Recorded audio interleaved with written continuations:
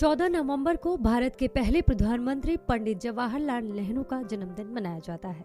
नेहरू जी के जीवन के कई ऐसे किस्से हैं जिनमें सुखी और सफल जीवन के सूत्र छिपे हैं।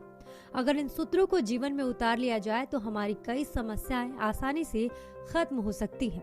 तो चलिए जानते हैं एक ऐसा किस्सा जिसमें नेहरू जी ने धैर्य बनाए रखने की सीख दी है।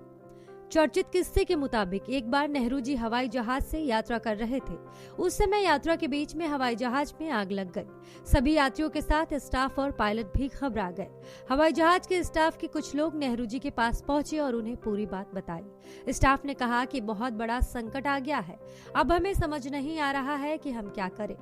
नेहरू जी बोले, आप सब डरिए नहीं, डरने की जरूरत भी नहीं है, जो होना है वो तो होगा ही। इस समय आप लोगों को अपनी ऊर्जा डरने में नहीं बल्कि कोशिश करने में लगानी चाहिए।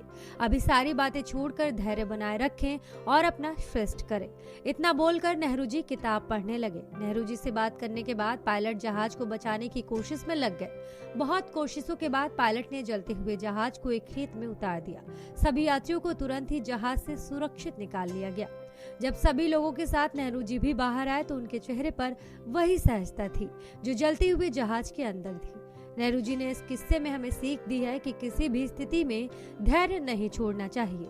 जब परिस्थितियां विपरीत हों तो धैर्य छोड़ना ही नहीं चाहिए।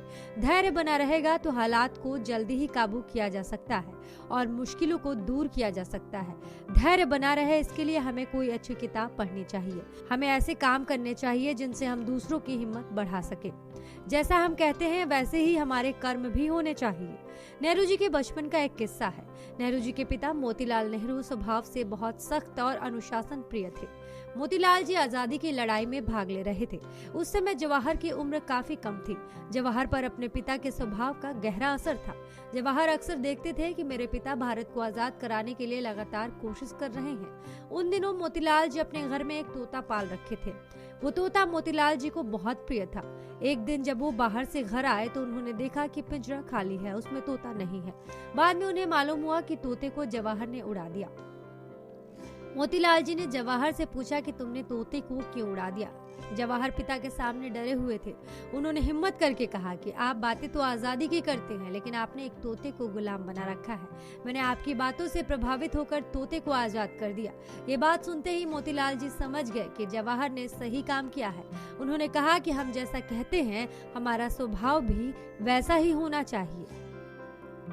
कमेंट करके जरूर बताएं कि आपको ये स्टोरी कैसी लगी और इस स्टोरी से आपको क्या सीख मिली।